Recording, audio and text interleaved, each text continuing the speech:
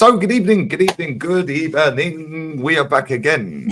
-1, mate is working today, but big up to everybody locked in.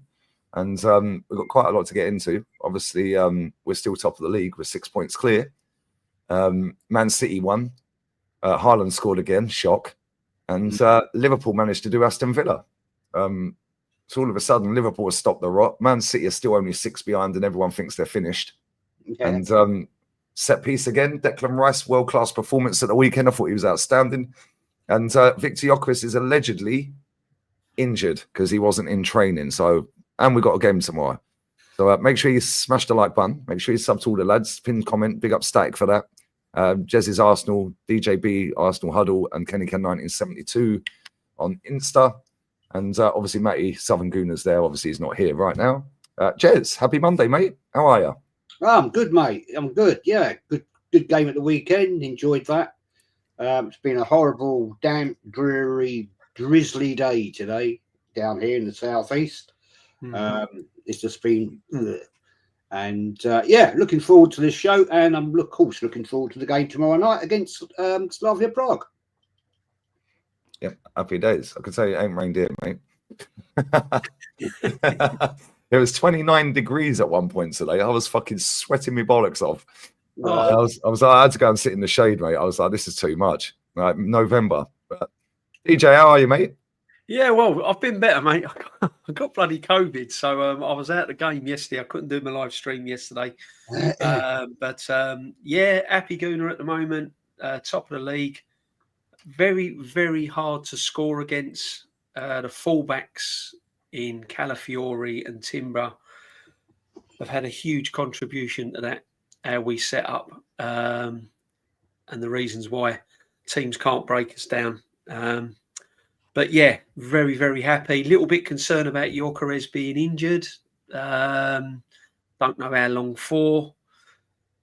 So return of the Mac Marino looks like, doesn't it? So we'll wait and see, my friend. But yeah, felt better, but on the mend.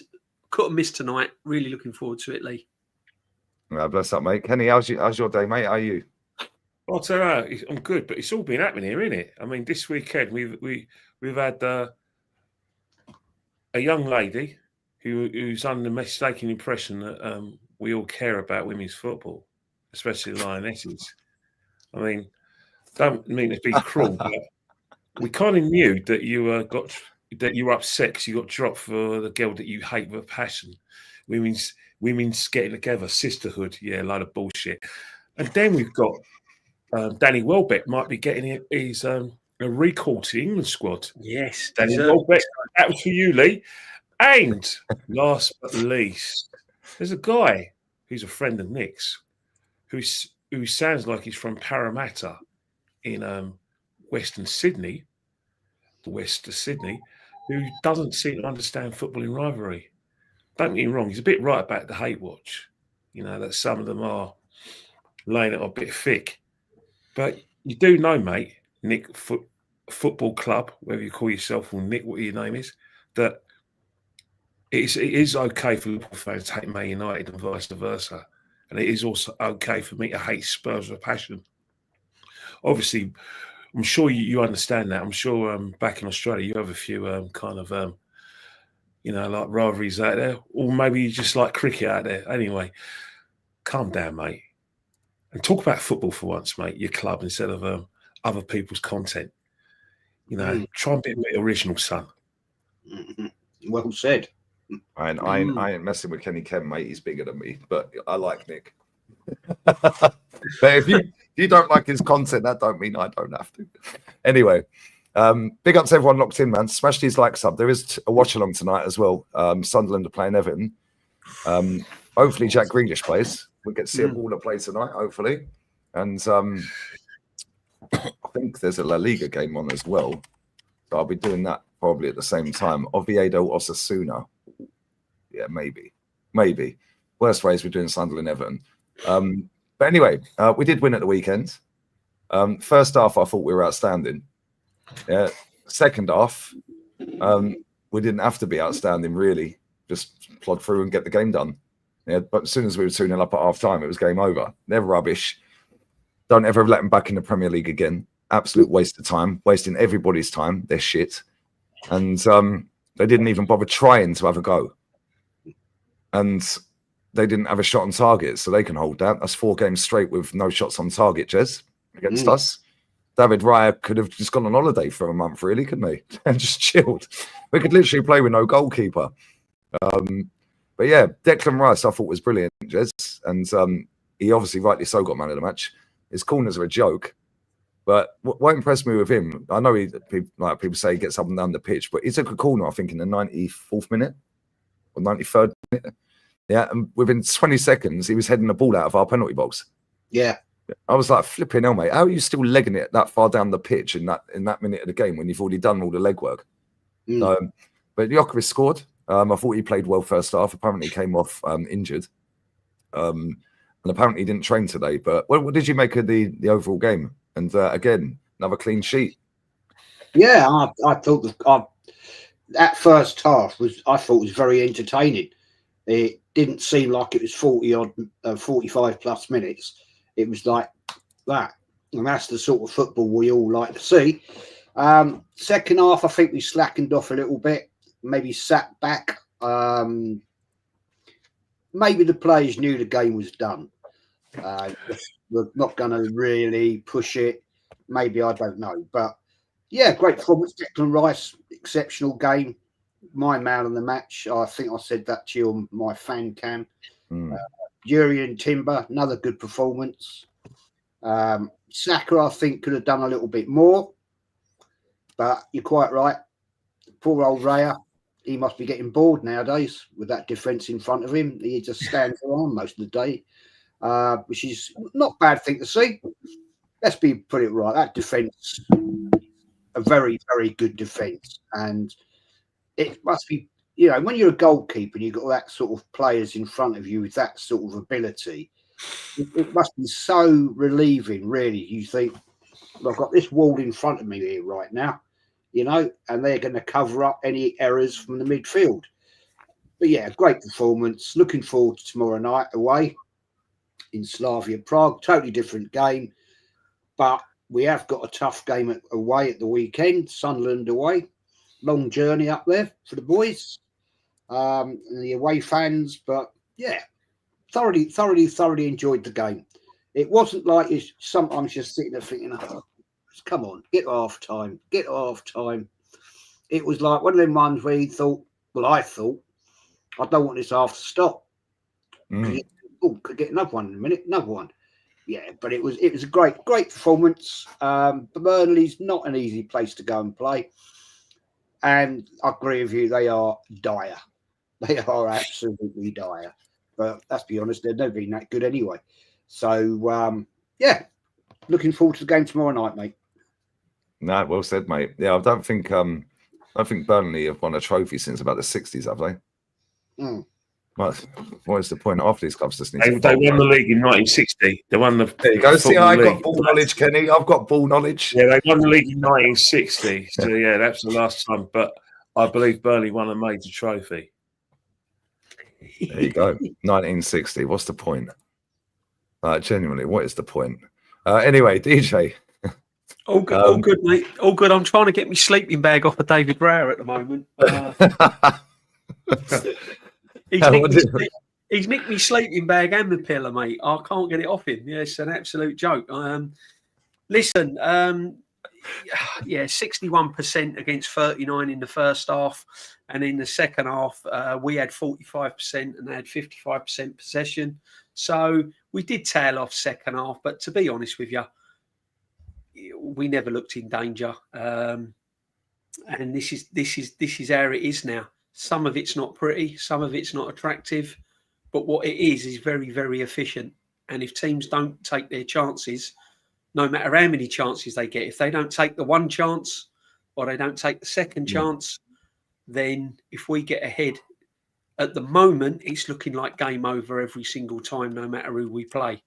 It looks like we only need to score one goal and the game's won. Just put to bed. Which is really, really encouraging from a defensive point of view. And I said it backstage, and Kenny's highlighted it many times as well. that it's our fullbacks that are really making the difference. We're very, very hard. Teams are not getting behind us. Teams are not getting in and around us on the flanks.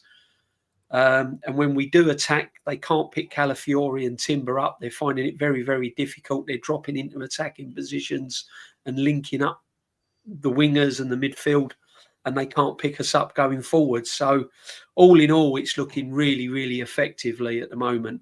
I'm trying to find things where we can improve. Probably still going forward with a little bit more energy and a little bit more pace, because obviously, sometimes it's slowed down a little bit in patches where we could sort of really get on the front foot. But that first half against Burnley was very, very efficient and very, very effective. I mean, we could have been 3 or 4 up, and they couldn't live with us. And the second goal, I was impressed with the second goal. The way we got it was like the Arsenal that we see when 22, 23, we hit the ball into space. And I thought Trossard done really, really well Saturday. He had one of his better games, to be honest. Brilliant ball in, and Declan Rice. I've been saying it all the time. I've been saying it from day one when we got him. He's a brilliant signing. Brilliant signing. No one talks about how much he cost. No one talks about his £100 million price tag. There was people, obviously is his best position as 6 or an 8. This guy just loves playing football. It doesn't matter where you put him in midfield. He'll just keep trying to do the right thing, getting on the ball, got loads of energy.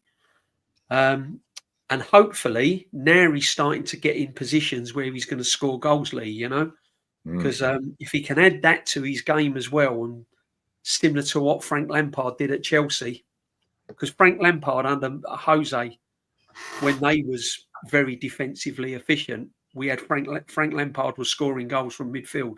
So if we can bring that into Declan Rice's game as well, then it'll be very, very rewarding. So fingers crossed at the moment, but we've got a tough month coming up now, Lee, November.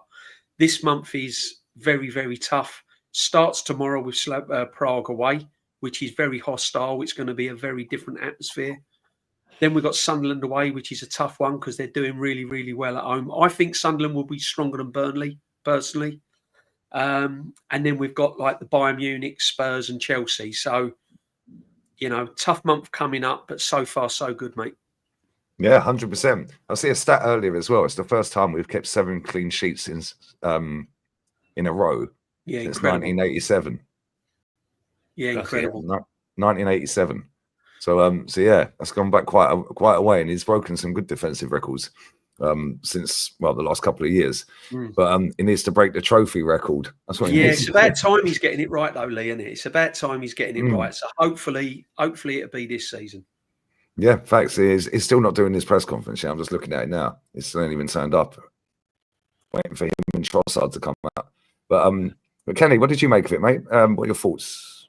No, I thought the first half. I thought one thing I was very impressed is that normally when we play games, we tend to let the opposition come onto us. But I think maybe we had half an eye on the difficult trips we got tomorrow, and also the difficult trip and something I say with respect to Burnley, because one thing you can't discount about Burnley is that they're very good in the sort of championship, and they always do their best, but they're not good enough. And it's a game where I'm glad that our attitude was just to take the game away from them, and then we could rest players.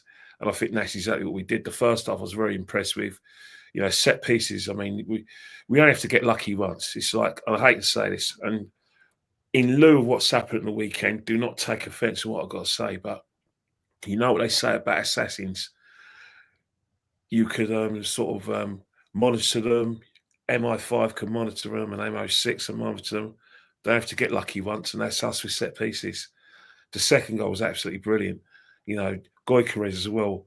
That interplay. Trossard, and let's face it, I've called him a dibbly-dobbly. He is a dibbly-dobbly, let's face it. But right now, this dibbly-dobbly is playing out of this world. There's no reason why he should be dropped. And there's a lot of people on Twitter A lot of Martinelli fans are going, come on, mate. This guy tracks back at the right time, makes the right passes, and he's got better feet than Martinelli. Martinelli's got pace. He's probably a better finisher, but you know, this guy's got nothing wrong. So you Martinelli fans, just pipe down. He's not elite, all right? I saw someone on Twitter saying that Martinelli's elite, and if he had this and that. Yeah, you said that last year, the year before that. I need to get a pillow when I read some tweets on Twitter. But yeah, first half, excellent. Second half, the game was won. We could talk about, you know, we weren't happy about, you know, the fact that the levels dropped with, you know, when the Marino came on and he took off Eze and blah, blah. As you guys have said, we've got to negotiate a lot of games because you think about it. Yeah, we got the international break. Yeah. England already qualified, but coming back, you think about the intensity. Tottenham, Bayern Munich, Chelsea, and then Brentford, set piece Brentford, Coyote and co. And then after that, it's Aston Villa, a team that's just got this weird record against us, a very weird record. And after that, it's the cup again, the Champions League, and then Wolves, new manager. I don't know who's trying to get up. Apparently, some geezer from Barnhurst in Chislehurst or something like that is trying to get his job back. Took himself at the job, little rat. Anyway, but apart from that, I'm just talking about the intensity. Then after that, you got a bit of a break, and then you got the Everton game, and then obviously you got the Crystal Palace game. So it's all about player rest. And one thing I would say to pick up what DJB said, yeah, Mikel Arteta's getting a lot right. He got a lot right in 23-24 because I always remind people who watch myself and DJB when we go on Dan's channel that me, you, and Jez used to do player ratings after every game. I wish people just, you know, look at the tapes where Odegaard got 10 out of 10, Mikel got 10 out of 10, and this myth that it's personal. It's a complete load of nonsense at all. He's getting a lot right. But the thing about a lot of our fans is that when we win, it's all about him. He's the greatest manager of all time. He's going to be an elite coach. Because of this man, we're going to win the quadruple, and we're going to win it 6 times in a row. He's the top 5 managers in the league. When we lose, silence. We're not allowed to call him out. It's quite extraordinary, but we know you are. And I know you're watching, mate. Yeah, I mean you. And I mean your mates as well. No, it's the ref's fault. It's the ref's fault, mate. There we go. Kenny's turned up on violence today. Go on, Kenny. Go on, mate. I'm sorry, but if you're after he loved you when I said about Gary O'Neill, if you're going on all these managers, out of work managers, they have this BS about, oh yeah, League Managers Association, all guys together. You're leeches. You wait for someone to F up in their job, and then you go and take their job, and then you say, oh, no hard feelings, mate. We're all mates at the end of the day. Dog eat dog. Piss off. You're not about yourself. You're just leeches. Go in a TV studio talking all eloquently about, oh, I know this, and oh yeah, I would have done this and that. And then, Bob, you get a job. What a coincidence. You leeches. Exactly. It's almost like they know they were getting the job.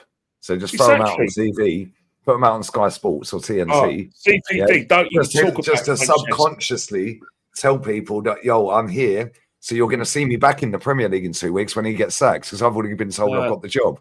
Francesco hasn't done it yet, but Francesco's too busy telling them around Italy how to play football. So, yeah, maybe give him up. Leave Cesc alone. You're funny, man. You're hilarious, mate. Did they win against Napoli the other night? I watched about 20 minutes of it, and Morata missed a penalty. But never mind. Yeah, but that's true, though. There was a question I wanted to put to you guys. Where is it? Where is it? There it is. On the 3rd of November, do you think we're actually going to win the league or anything else? And if you win nothing, do you believe he'll be sacked? Go on, Jezza. What do you reckon? You can't listen. You can't predict winning leagues on the 3rd of November. You'd be mad to. Yes, we're in a good position. Yes, things are going very, very well at the moment. But you know, You can't go predicting leagues because there's so many problems that we can face. Injuries. We're just hearing that Gyokeres is injured. How that's going to change the dimension of play, we'll have to wait and see. So you cannot predict anything on the 3rd of November, especially when you've got Man City still lurking around, when Haaland is banging goals in for fun. They're still a very, very strong team. So I think you'd be foolish now to be overconfident. You just got to keep your feet on the ground. And I know it's an old saying, but take every game as it comes. Will he be sacked if he doesn't win a trophy? I think he'll be sacked if he doesn't win any major trophy, to be honest with you. I think if he gets over the line with just a Carabao Cup, it could mean curtains for him. But we'll have to wait and see. But definitely. And by rights, he should be gone if he doesn't win a trophy. Let's be honest. You know, the amount of money he's had to spend, how long he's had to build this team. Everyone's saying about this team's the best in Europe, and we've got world class this and world class that. Well, if this guy and the team has been put on such a high pedestal, if you fail, you've got to expect that pedestal to be pulled from underneath you, because there is no way anyone can survive a job if he doesn't win a trophy. This team, no matter who's managed, this team is good enough to win a trophy. And if he doesn't, then I don't see how he survives. And if he does survive, I don't know. I've said this before. I don't know what I'll do. If he's in that dugout next year and we don't win anything, I haven't got a clue what I'll be doing next season. No, I hear it. Yeah, for me, I agree with you, mate. I think we've got a team capable of winning trophies. Yeah, we've got the squad, haven't we? We've got the players. Yeah, 100%. All of these excuses have been that he hasn't had the bench and this and that. Well, we've now got a bench. Yeah, we haven't had Odegaard, we haven't had 29, we haven't had Jesus, we haven't had Madwakey. They've all been out injured, and we're still winning games. So now we've got a squad. Yeah. So I don't want to hear no excuses. If he don't win nothing, he's gone. Yeah, and some people say even if he wins the League Cup or the FA Cup, it's not good enough. Yeah, and all these are Gales and all of these types of fans that sit on panel shows with you talking over you all the time, which pisses me off, by the way. You know what I mean? Yeah. Oh, yeah, you're scared of being called flip-flops. Cool, whatever, mate. You know what, Italy? So we're winning. So what's happening is that, you know, I said it was quite extraordinary when we were on Dan's shows that if you could actually picture it, I've never seen a situation where the guys that are in the mud are the ones who are laughing, enjoying themselves and relax. Yet the people who are supposed to be on the dry lanes and, you know, are meant to be like the angel Gabriel, the ones who are more heated and more upset. I mean, I never thought about it. You're winning the argument, yet you're still upset. I mean, what's going on there? Do you know what it is, though, yeah? These types of fan, they're the ones that have been peddling out the narrative that he has to win a major, otherwise he's got to be sacked. Yeah. So if he doesn't win the major, which in their head is the Champions League and the league, I don't know who tier listed these fucking trophies, by the way. It's any major honor is a major honor, right? No, that's how I see it. It's a professional trophy. You want to win it. Yeah. Obviously, I get European trophies. People will say it's better and all that. I get all that. Right. But either way, let's see if these people, if he doesn't win the league, the league or the Champions League, he wins an FA Cup or he wins the League Cup. Let's see what their tune is then, because these are the ones that spend all summer and then everyone on shows with their face on camera, all over their Twitter accounts, so on and so forth. He has to win a major, right? Whereas I've been sat here all summer, face on camera, every single fucking day of the week, telling people, give me a League Cup. I said it last season as well. All season, I said, give me the League Cup. Don't care. Just give me the League Cup. Just win something. Yeah, because then you've got the mentality of we can actually get over the line now. Yeah, we've actually done it as a squad together. Yeah, because the only people in this squad that have actually won a trophy at this club are Saka. That's it. Martinelli. Yes, And Martinelli and Saka didn't play in the semi or the final of the FA Cup. The thing is, Lee, I've got views on this one because it's absolutely nonsensical to say, oh, 3rd of November, yeah, we're going to win the league. We've been here before. We've been down this road before, and it's not just under Arteta. We did it under Wenger, if you remember, and then we lost by 10 points. So it's nonsensical to make that stupid, idiotic statement. Man City can never write them off, right? Liverpool have gone a little bit awry, but I wouldn't write them off either. They've got they've got a good manager, not as good as he was last year, but then again they've lost a player, which I think has made a big difference to them. But the fact remains, if we were to win next March, I think it is March, isn't it? The Carrier Bag Cup. Yeah. That could actually make a massive difference to the mentality of the team. The fact you've won a trophy, got it over the line, you now know you are capable of winning honours. So yeah, I'll take a Carrier Bag Cup and then march on to maybe get FA Cup. Who knows what's going to happen in the Champions League? It's too early days. Or if we are still up the top and fighting, then who knows? It could be the Premier League. But if Arteta don't win nothing, he's got to go. No question. I cannot sit here, right, and accept as an Arsenal fan that means we are just accepting failure. That is not Arsenal Football Club. We are Burnley, right? As Kenny, said, 1960 is the last time they won a league. The year after that was Tottenham. This is Arsenal, man. So it's in our DNA to win trophies. We've done it since 19. God, I can't remember what the first. 1932. But no. And you know what will happen, right? If he doesn't win a trophy, it will be, we'll give him another year because we came close. Yep. That's exactly what it'll be. I don't think it's going to happen, though, Lee. I'll tell you for why. I think we've talked about this at the start of the season and since. With Berta there and Josh, he's taken a much more avid interest. And they turned around and said, we've got to win trophies. So if he doesn't, then he's out the door. Yeah. Let me read this real quick before Kenny jumps in. Jez, then respectfully, how were Arsenal not going to win the league after 5 games well before November? I'll answer that before Jez does, for my opinion on that. Yeah, based on the last 21 years of not winning a league title. So until we win it, we ain't winning shit. Yeah, we've had 21 years of not winning it. So what makes anyone think straight off the bat we're not going to win it? We're going to win it. Oh, but we're favourites, and what? We lose the next 2 games. Man City will be favourites. Who cares? Yeah, just because you're favourites don't mean you're going to win it. Just because you're not favourites don't mean you can't. Oh, but they made us favourites for the Champions League. Oh, really? We've never won that either, mate. So how can you be favourites? How can a team that's never won it be considered favourites for winning that competition? It's a load of bollocks. This is what these fans want. They want, oh my God, everyone to blow smoke up our asses and tell us we're fantastic and amazing. Cascarino was doing it today. They all love him now. Oh, Arsenal are amazing. Yeah, I think it'll all be game over by March. Shut up, man, and go and get them glasses changed. You look all right, Pratt. Yeah, see the state of his glasses.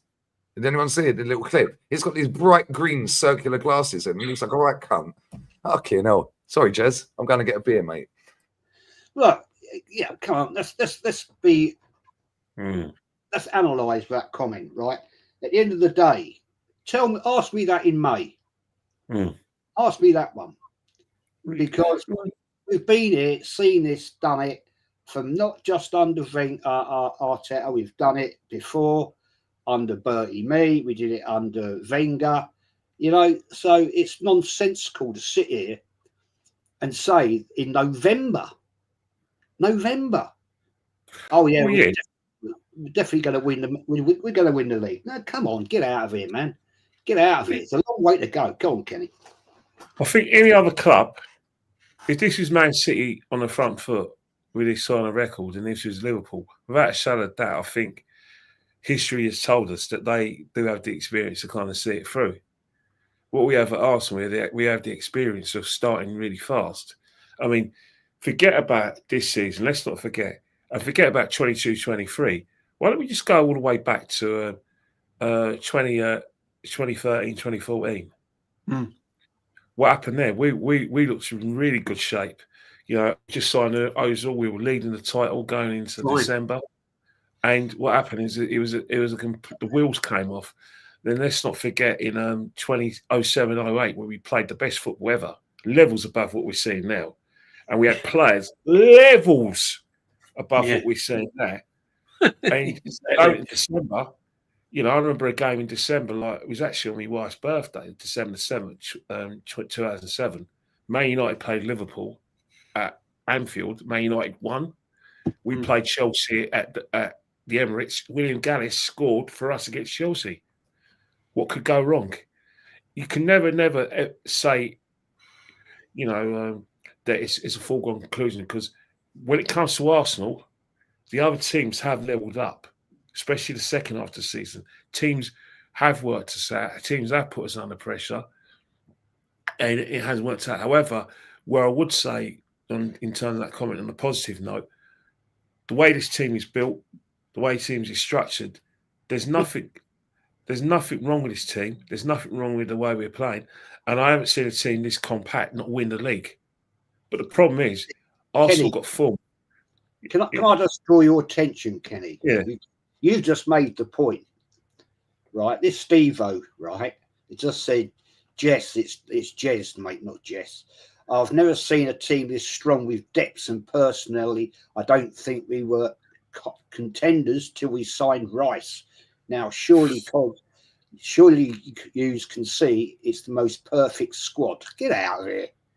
Well, yeah, I think Jez, yeah, but everyone puts this emphasis on Declan Rice, and now he's half price, and he's this, and he's that. Look, Declan Rice is in fantastic form, without a shadow of that. But you know, it was only a year ago we were having debates about whether he's a 6 or an 8. We had debates about his performances. We weren't too sure, and now he's in the form of his life. The fact is that you could argue he's having 2 number 6s alongside him is allowed to play his best football. First squad. You know, you say it's the perfect squad, but I'm not too funny, right? I still think that the 23-24 team's better than this. Play better football. Yeah, that's what I mean.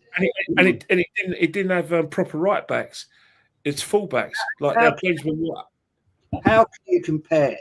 No, I'm not saying you personally, but how can you say that statement when you look at what we had with the likes of Bergkamp, Henry, Vieira, Pires, Petit?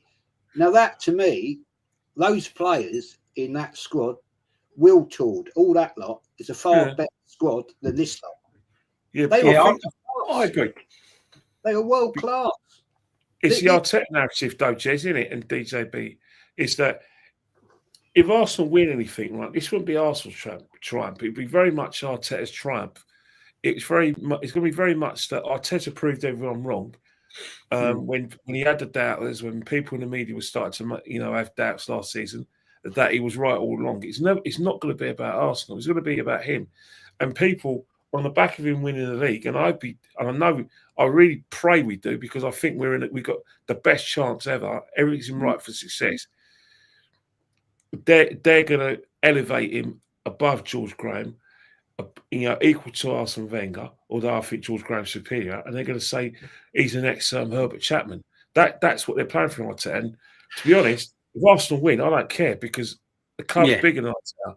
But one thing I will say about Mikel, and I'll say it once for all, Jez, you had a great point, and I've been told on good authority, and I haven't been wrong in all the revelations I've made to you guys in private and public on here. Berta is taking a view of what's going on. He's watching the manager closely. Oh, yeah, 100%. 100%. Is unbearable, and rightly so. They've invested a lot of money on this guy.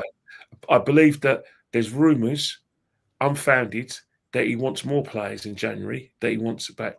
So he'd be looking to elevate the squad. So he is getting what he wants.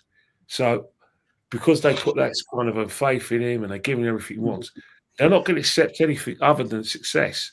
No. They want a trophy. These guys want the league and the Champions League, and anything less than that, they're not going to accept it. Whether they get rid of him or not, that's by the by. But the problem is that I think if we don't win anything this season, it's an indictment on the players and the manager. The reason why I blame the players is because if you can't win with all that support behind the scenes, it doesn't matter if we get another manager. You're not right in the head mentally if you can't win with everything we got. No, I agree. I just think that, to start calling the league early, and we was on a show the other week, Kenny, when they said it would be all pretty much done and dusted by January. It's madness, because we know the history of Arsenal, and it doesn't matter what manager's in place. We know the history of Arsenal. The problem is at the moment it's all going well. The problem comes with this team if we do lose a couple of games or we do draw games that we should be winning. What's the mentality like then? Because when a team has been so close of winning trophies and then everything's going really, really well and suddenly the wheels come off, that is going to be a massive test for this football club and manager when it doesn't start going right. It'll be what their reaction will be like then, because it will happen at some point. It's whether we will be able to bounce back or whether the confidence will go, or, whether then we start go 5 or 6 games where we draw a couple, we lose a couple. That's going to be a big test. So that's all still to come. So to start sort of saying, the league's won in November and everything is crazy. As for the cups and this manager, what you got to look at is how long he's been at the club, how much money's been spent, and the backing he's had. So for me, if he doesn't win the Premiership or a Champions League, and we only win the Carabao Cup, is that good enough for a man that's been in the job for long enough? Carabao Cup with all that money spent and everything else, I personally don't think it is, and I don't think the owners will accept it. I really don't. Especially when all these people have said that we're favourites, we've got a great squad, we've got the best squad depth. Yeah, exactly. All the super positive ones all the time, yeah? Right? Even they can't sit there at the end of the season if he doesn't win it, and it isn't if, we don't know. Anything can happen. Yeah, but even they can't sit there at the end of the season and say, yeah, that's acceptable. Because they've said that we've got the best squad. They've said that we've got the best defence, which is factually true. Yeah. We're currently 6 points clear. Yeah, they've been saying all season that we're going to win it. We're favourites with the bookies. They love that one. Yeah. So if all of this is leading towards us being the best, and then we don't end up being the best, there's no way they can go with it. Yeah, they can't just accept failure again, right? And I'm just looking at some of these questions on this press conference, by the way. Leandro Trossard was asked in the press conference, what's it like being the vocal one leading the team huddles? What the fuck are these questions? Like, I'll get out of it. But no, you're right, though. You're right. Listen, I'd take any trophy. I just want to win something. Yeah, I just want to win a trophy.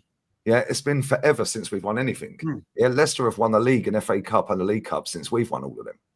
Leicester. So forget all these other clubs, Man City's and Liverpool's. Leicester have won a league since we have. They've won an FA Cup since we have, and they've won the League Cup since we have. So why can't we win one? Yeah, because it's all in good saying we can't compete with all these other teams. Well, we are now. Yeah, we have outspent a lot of these teams, if not all of them. Yeah, well, obviously not Chelsea. Maybe Man City as well. Liverpool, they're going to waffle on about the 450 million and all of this and that, which is another thing that winds me up, by the way, because he inherited Klopp's squad. Klopp hadn't won the league for 5 seasons. Yeah, City did a 4-peat. So how many of that squad were actually Klopp's squad? I think there's about 6 of them. Yeah, so was it Klopp's squad? No, it weren't. It was Klopp's squad it was Klopp's squad, but it wasn't Klopp's title-winning squad. Yeah, and yeah, they had Mo Salah in the team and all of that. Cool. They've only got about 6 players from that title-winning team still in that club. Yeah, because the goalkeeper's still there, Robbo's still there, Van Dijk, Salah. Who else is there? Gomez, was he there? Like, they ain't really got many left of that squad that won it, right? So whilst it's all well and good saying that Klopp is Klopp's squad, yeah, Klopp's squad, but it ain't the title-winning squad. And then they've done 450 million, and look at them now. Yeah, he won it with Klopp's squad. He's fucked it up this season. Yeah, but then back in the day when Klopp did win the league, it's irrelevant, mate. That was the COVID league. Yeah, well, was ours a COVID Cup then? But what did Arteta inherit then when he won the FA Cup? A mess, apparently. Apparently, we're getting relegated, weren't we? Yeah. Oh, and again, it's proof it doesn't take time because he won the FA Cup within 6 months. Yeah. Yeah, and let's be real. If he hadn't have won that and there was fans going to games that following season, well, mate, even if he had won it and there was fans going games that following season, yeah, in COVID, yeah, or was it the season leading up? No, it was the next season. Yeah, well, we were getting banged 3-0 by Aston Villa under Dean Smith. Yeah, if there was fans in the stadium, he wouldn't have kept his job on that run. We won 1 of 11. And listen, fair play. Yeah, he's got us up there now. Yeah, fair play to him for that. Yeah, but he's had fucking 6 years. Exactly. Yeah, and if you don't win it, he's got to go, mate. I don't care. Hopefully he does win it. Yeah, because I'm sick and tired of crying about it every day, mate. It's boring. Yeah, just win something. But Man City, Man City fans are sitting. Riku is in the chat, and there's other City fans that jump in my chat. City fans are not getting carried away. They're saying that they're not going to win anything. We're shit. They're saying, right? But at the same time, if they're crap and we're amazing, and they're only 6 points behind. Yeah, then they're not as crap as they think they are, and maybe we're not as good as everyone thinks we are. Yeah, because let's be real with it, we sort of played them at their ground. Yeah, and you know, we could go there and get a win. They could be out of it by then. Who knows? We could be well gone by then. We don't know. But at the same time, yeah, I was watching Rants earlier, a little bit of his show with Daps, Man City fan. Yeah, and he said that he goes, I've never seen so many people getting so excited that they've won the league in October. He goes, even us as City fans have never done this. He goes, so why are Arsenal fans doing it? Crazy. Yeah, because let's be real, it's 10 games. It's crazy. 10 games. Yeah, we've played Man United, Man City, Liverpool, Newcastle. Yeah, they're toughish games. Man United, well, that we made that look hard work. Yeah, but the one thing I do like about this season is the teams that we lost to last season, we've beaten. West Ham, Newcastle, Palace, Fulham. We've won all of them. And we look defensively so good. And we've got players. I see another stat that's quite worrying, though. Calafiori's had the second most shots in our team this season. Yeah, this is it. That's quite worrying. Yeah, because even though we're winning and we're not looking like conceding, yeah, that's not necessarily just because of the defence, by the way. That's as the team unit. Yeah, the structure of our team, they all get back. Look at Declan in the 94th minute, legging it back to clear the ball out of the box. Yeah, so it's not just necessarily the defence, but they're all fighting for each other. When they had that free kick right at the end, we were all sitting there going, don't be on target, don't be on target, don't be on target. We want that 0 again. Yeah, but the reason we gave that free kick away is because Gabriel Magalhaes was throwing his body there to say, you ain't having a fucking shot. Yeah, and I like all of that, yeah? But again, not only that, and I'll shut up after this, not only that, if we do not get over the line this season, what are these players going to think? Yeah, because again, they've got so close and failed. Yeah, and there's only so many times you can keep going and failing before eventually you either get over the line or you just fall off a cliff. It's an indictment on them as well. Let's face it, it's an indictment on them because, you know, if they're in a situation where they can't handle the pressure, you know, of being a team that is in front, then we got a problem here because what a new manager will probably think, right, blah blah. But he might have to get some experienced heads in because this team, as I said before, if you can't win with this team, it's an indictment on everyone in the club, the players and the manager, because whether they like it or not, Arteta obviously will lose his job and he'll find a new job. But Saliba, Saka, Gabriel, Raya, Rice, all these players who've formed the fulcrum of our team in the last 3 or 4 years or 5 years, they'll be seen as failures if they don't win. They can't hide behind Arteta because this is on them as well. The so-called best defence in the league are failures. Yeah, a world-class player, number 7, is a failure. So we can't win when we're this strong. They're failures. Good point. I mean, we'd have to have a refund, Kenny, on our season ticket if we don't win nothing. Rice gets injured. I mean, God forbid he does. I don't want, what if he gets a grade 3 hamstring tear? Then we're in trouble. Mm. So I just don't see the point of getting all giddy and saying, "Oh, it's done. We're going to win this, that, and I want it." The only thing, sorry, Jez, the only thing that concerns me is still certain elements of his in-game management. Because was I right in thinking that Declan Rice played right till the end on Saturday? Yeah. He wasn't substituted, was he? Nope. Now, I've been saying this time and time again. If you was to pick one player that is our most sort of important weapon defensively, joining up the attack, and our dead ball specialist, why on hell is he? Why when we're cruising in the game, why is he keeping Declan Rice on when he don't need to? See, these are the questions that I still would like to be answered, because I can't believe Declan Rice was kept on the field of play. He's the first one that I would have left Zubimendi on. He's the first one I'd have bought off. This player, whether you like it or not, is probably our most, along with Gabriel and Timber, he's probably our most important player. And you know, there's players there that you should be protecting in game. If the game's won, it's safe. We don't look like losing it. We've proven in the Carabao Cup that no matter what squad we put out, we're still pretty solid. So why are you keeping the best player? Why are you keeping the most important player on the field for 90 odd minutes, risking injury? Get him off. Get him ready for the next game, because this is the only guy where our goals are coming from. He's opening teams up because his set pieces are bang on the money. His set pieces are undefendable. Unbelievable. Yeah, they are. Right? It is unreal. Now, if you take him out of the game, this is what I'm trying to say to fans that are getting carried away, and they're calling me negative and all of that. It's not. It's a football insight that if you take him out of the game, as much as we're good defensively, we're not that brilliant in attacking. Right?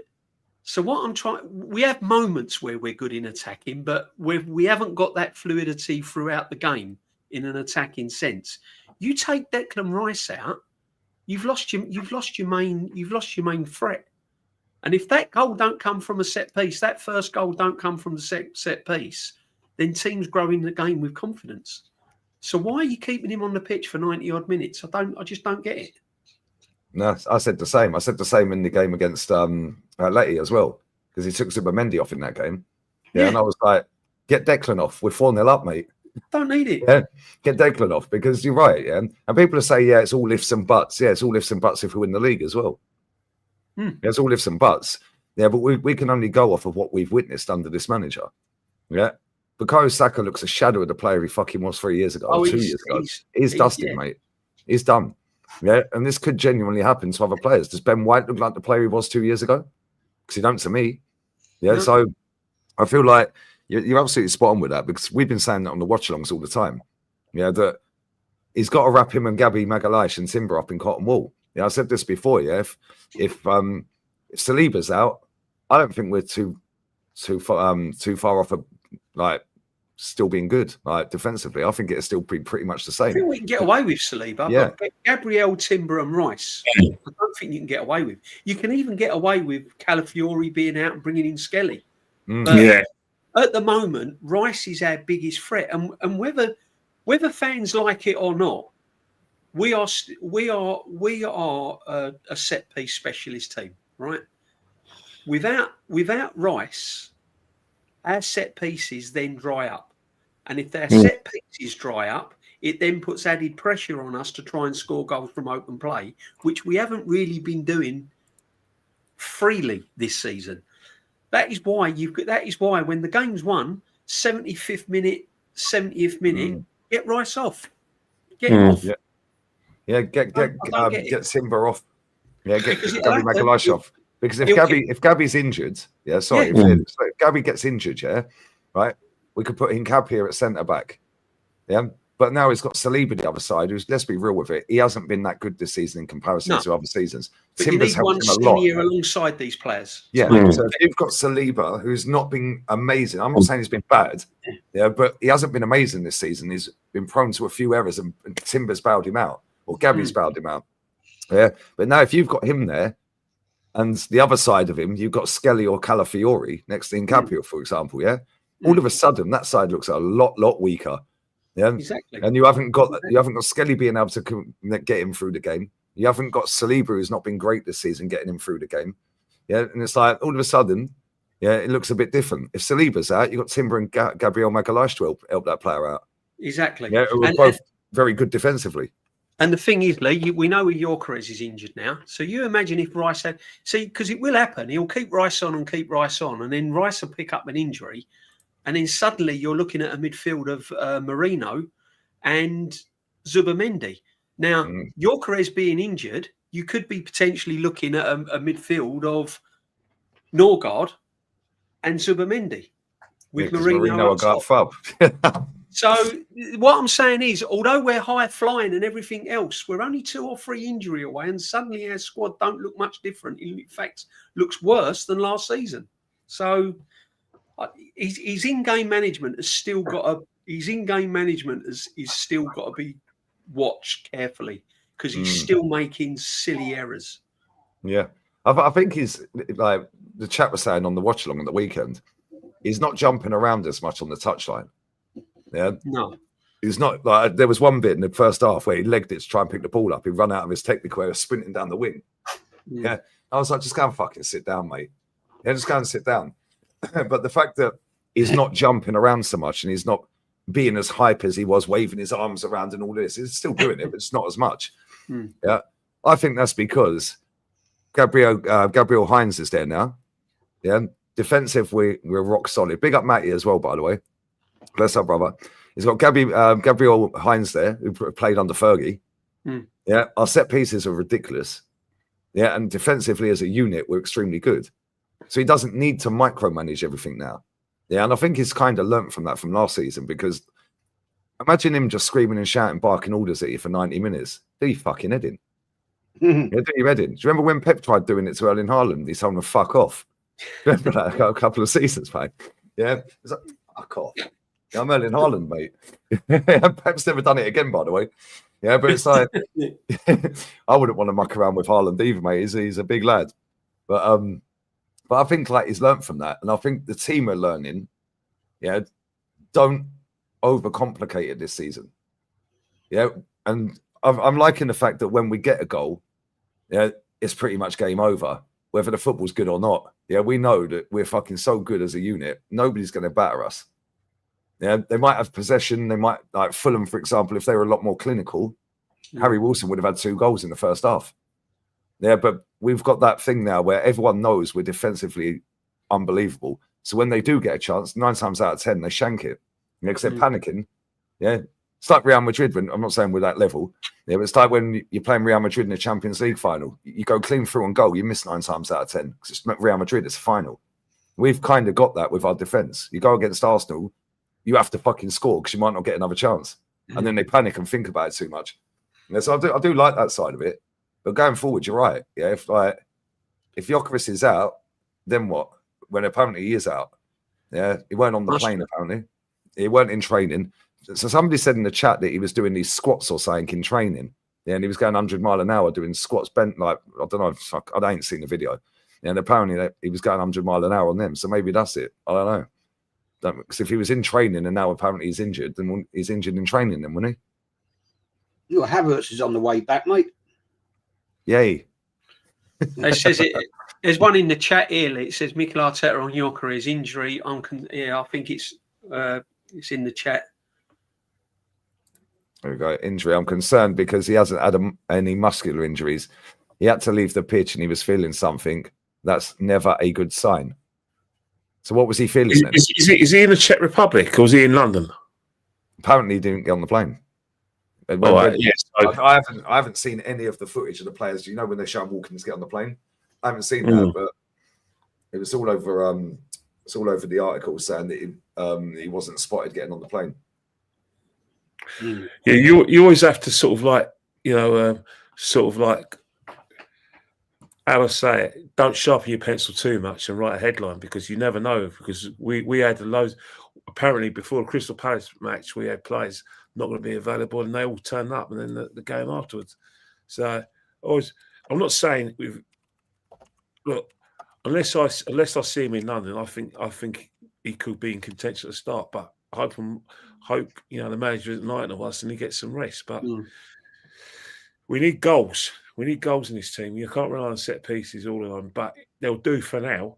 Yeah, we need more. I think what a lot of us are not saying, we need more from Eze. I think, do you know what it is with Eze for me, Kenny? Yeah, I think he either starts a game shit and he just ends up playing shit, yeah, or he starts a game well and fades off second half. Yeah, and I think that's pretty much what we've seen from him so far. I think he's actually been all right. Yeah, but I agree. I want more. Yeah, because we know he's talented. We know he's got it, and we know he can score goals from anywhere. Yeah, but I don't think he can play 90 minutes right now. Yeah, because look at the game against Atleti. He was outstanding in that first half. Yeah, and by 60 minutes, he was fucked. We played differently because I think what's happened is that when it comes to playing at Crystal Palace, it's a case where you can just drop off, get into the game, drop off, get at the time. At Arsenal, we need everyone. In order for us to be difficult to penetrate, we need everyone to be part of that, mid block and low block. Everyone's got to contribute. Everyone's got to mark their men, and everyone's got to sort of get in a situation where we get men behind the ball. It doesn't work unless everyone contributes, and that means mental concentration and physical concentration. At Palace, don't get it wrong, he had a kind of free role. He's never going to get that at Arsenal. Doesn't matter if we're playing Burnley or Borussia Mönchengladbach. He's not going to get that that free role because the team ain't built like that. Apparently, Eze's got asthma. So did 95% of Liverpool's title-winning squad. Funny that. 95% of their players had asthma during that COVID season. All right, good one. But even if he has got asthma, that ain't an excuse for him to not play 90 minutes. Yeah, it's been a professional football for how long? Exactly. Like, yeah. Maybe he's not 100% fit, but at the same time, like I said, he either starts the game really poor, and he just ends up being poor.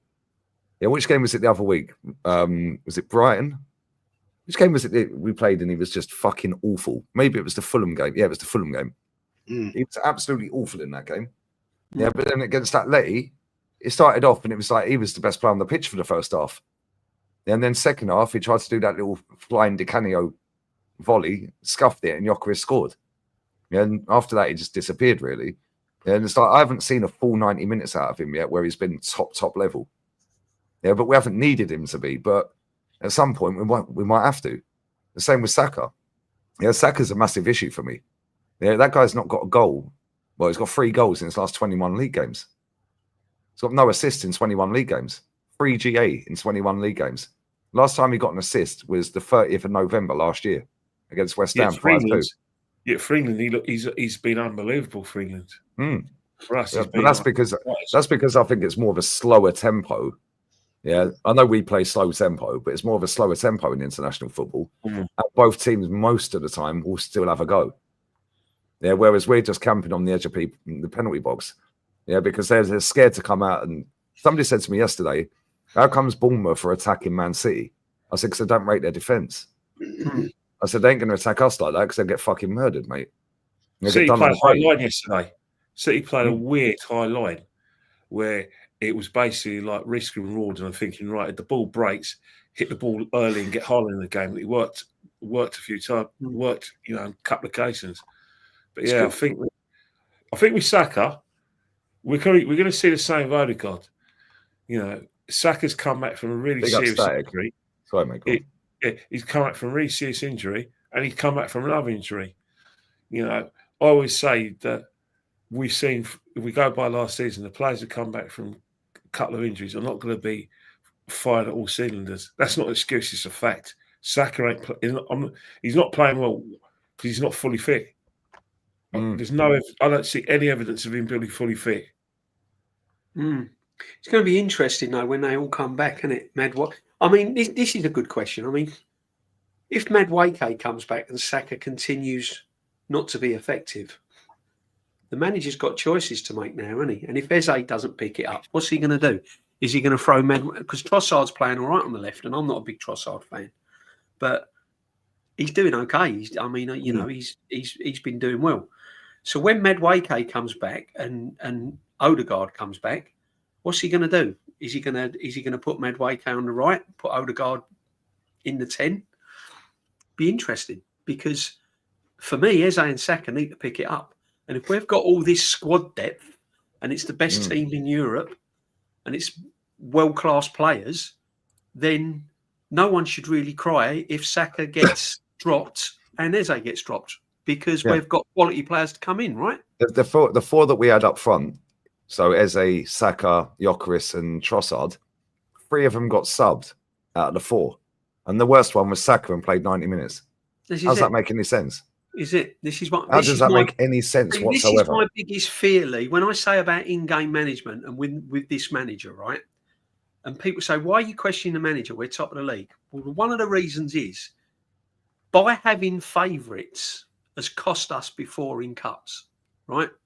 Now, if Saka is a favourite of his and he's frightened to drop him and he continues to play him, and I'm not saying he's going to be out of form all season, but let's just say he continues his bad run, he's out of form, but the manager continues to play him and it costs us when we've got players like Madueke and players like that to bring on. This and Wanyeri, if you like. This is another problem. This is another question mark. Will the manager be brave enough to drop his star players if it ain't working? Saka's never getting dropped. He'll get dropped for maybe one game here and there, but he ain't getting dropped for 5 games, is he? But that's what could cost us games, Lee. Because you know what I think it is? Sorry, go on. When he was clean through against Palace, and when he was clean through the weekend and he missed that sitter, right? If that's a better team, if that's like City away or something like that, or if that's a semi-final of Champions League or a quarter-final of a Champions League, and he's missing chances and he's not assisting, but the manager still keeps him on when we've got players ready to come in, and that costs us. These are the question marks these are the things that worry me with this manager. Is he going to be brave enough? I reckon he's got something in his contract that says he has to play a certain amount of games. Yeah, I reckon you're right there. Because Bellerin and Xhaka had that. I know 100% Bellerin and Xhaka had that in their contracts. Bellerin had to play 30 games and Xhaka had to play 32 if they were fit. Yeah, which is why the amount of times we'd go to the games or watch on TV and fucking Bellerin would be at right back again. You'd be like, who's taking the mick, mate? Yeah, these players have this in their contracts, some of them. Yeah, it wouldn't surprise me one bit if Saka, has something in his contract that says that he has to play a certain amount of games if he is available. Yeah, so then... sorry to interrupt you, Lee. Who's the guy, the Chelsea guy? Curly-haired fella. David Luiz. Yeah, Luiz. Now, I had it on very good authority from somebody that used to come on the show, right? And he told me he had a few inroads in Arsenal. He used to do the fan cams with me and Dow. I'm not going to mention any names, but he said that Luiz had that in his contract, and he had that on a very, very, very good authority from somebody he knew at Arsenal. Now, I don't think he was the sort of guy to bullshit about that. So I think you are probably right that some of these players may well have that. They've got a amount of game ratio they have to play. So interesting. But I'll tell you my biggest worry. At the moment, I think our midfield is doing all right. We're controlling it. My problem is going to be is when Odegaard is fit, is he going to come straight back in? I bet he does. Yeah, he is. He will on the back. And I know it's not the most popular thing to say, but Eze hasn't grabbed that place. No, you have to be honest. And it's same with Bukayo Saka as well. Bukayo Saka will always, and Odegaard are his main man, but mostly Bukayo Saka. Bukayo Saka will not be taken out of game. I don't think he's even in his contract. Bukayo Saka is his main man, and he's basically saying that Bukayo, he's on a team reputation for what he did the few seasons before. He didn't have a great season last season, but the season before that, the season before that. He's had a great season. He's there because, well, he's his main. He's his main. Hasn't changed with the personnel, even though we're now trying to play a bit more expansively when we attack and going down the left-hand side. Saka, can you imagine a team without Saka on it? I can't.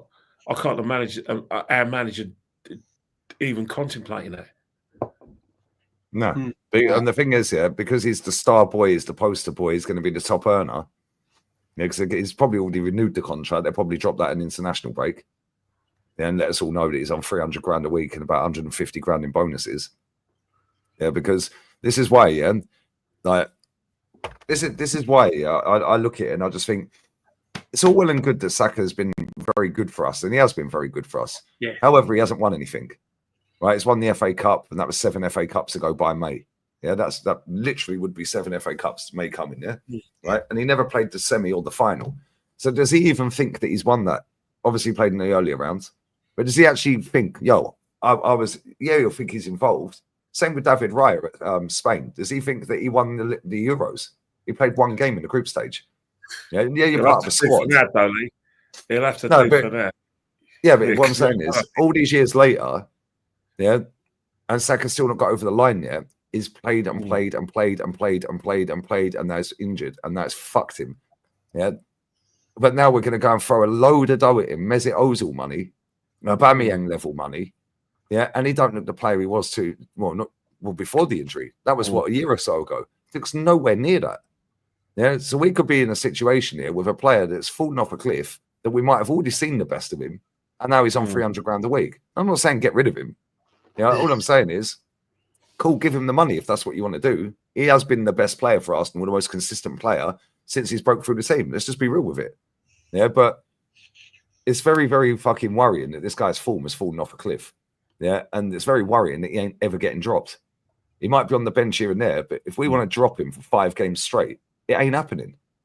It is not happening. This manager will not drop him for 5 games in a row. Not at all unless he's injured. Yeah, and he's the only one in this team that probably has that, because Gabby Magalhaes get dropped here and there. Yeah, Gabby's been dropped before. No, sorry, Martinelli. Not fucking Magalhaes. Martinelli's been dropped. Trossard's been dropped. Gyokeres will get dropped. Yeah, it wasn't always the case in Martinelli, though, innit? You think about the Martinelli thing. I was calling Martinelli out in the 23-24 season. He was, he was still like a massive, massive fixture. Before, and he was, every time like you add your dats, he'll pop up with a goal. He'll pop up with a bit burst of speed. But last season, it wasn't even an argument. He's not good enough. Whether he's injured or not, he hasn't developed his game. And remarkably, he actually seems better off the bench. Remarkably. He's still going to score he's still going to score important goals, because let's face it, if you've got that explosive pace and you on one-on-ones, you and the keeper, you're always going to back Martinelli. But over a consistent amount of time, Martinelli, I know why there are some people who talk about Saka and as comparing Martinelli, and rightly so, I suppose, because I'd never give Martinelli any breathing space. I'm on him 24/7. But I'm not on Saka. But the reason I'm not on Saka, because Saka's delivered for me. Yeah. Saka delivers for me. He scores the goals. He'll drag you out the mire. Yeah. He saved this manager's job. Yeah, maybe we should be on his case. This guy Martinelli, I'm sorry, but there was a lot of times when he was beginning to cheese me off. I was getting really cheesed off with his performances. And he was making the same mistakes twice. He was, to a certain extent, that I lost hope with him when I saw Tyler Dibley outpace him when we played Southampton. Then I saw Bruno Fernandes outpace him. And I was just saying... Who was it at the weekend, Kelly? Sorry to cut in, mate. Who was the centre-back and the left-back for Burnley at the weekend? Because the centre-back, Saka I know you're talking about Martinelli. Yeah. Saka, and I know I've diverted, sorry. Yeah, Saka had 5 yards on that centre-half, that left centre-back, for Burnley. That centre-back caught him up. In the first half, that was first. Yeah, I think that was second half. First half, that was second half. First half, he went for a run down the wing. He tried to drop a shoulder and go past the left-back. Yeah, and the left-back caught him up, won the ball back, and then stood there waving his arms up in the air, crying for a free kick. Yeah. And Saka had 5 yards on that centre back. Yeah, the same with Martinelli. Sorry, I just wanted to. Was No, it you are right. Tunzebi? Was it Tunzebi? Tunzebi, wasn't it? The Burnley No, it's centre. the other side. No, it's the other side. The other centre back. Yeah, but I think it's don't get me wrong. You know, Saka since he's come back this season has been lukewarm, and obviously he's got his injury pretty early. But you know, I don't know. Hopefully, you know, when he maybe get a bit of rest, he can come back to his best. But at the moment, I ain't gonna lie, it's lukewarm. But the thing is, when Madueke does get his chance, I need to see goals from him to put him under proper pressure. That's the thing. Madueke was playing really well, but we weren't seeing enough end product. But we were encouraged because he was getting into the byline, which you love when your winger doing it. Eze scored a couple of goals. You know, he's had a few assists here and there. But we want to be able to say, you know what? It's going to be so difficult for Odegaard to get his place back. I can't say that on Eze performances. And the same with Madueke. I mean, whether we like it or not, whether Saka's or not, the way the team's playing, you need Saka in that right-hand side. It gives us proper balance. You take him out of the right-hand side, looks offside and looks poor. So he's there because he fits the system and he's down reputation. But yeah, it can't go on like this for a long, long time. There's got to be a situation where he's got to get to those levels because, you know, I'm still having people, you know, throwing rotten tomatoes at me and throwing all sorts of fruit and rotten eggs at me because I say that Saka's not world class. Well, I'm not in the mud. I'm on dry land, guys. You're in the mud. The thing is with Martinelli, I mean, it's true what you said, Kenny. I'm still in a position where I couldn't rely on Martinelli game in, game out for 90 minutes. He's not first choice 90 minutes where I can rely on Martinelli game in, game out. You know, I think he's prime example now of an impact player and changing the game in certain moments. But see, even Saka's lost a bit of form. He's still a major part to play in this team. You still got to put him in as a first team player.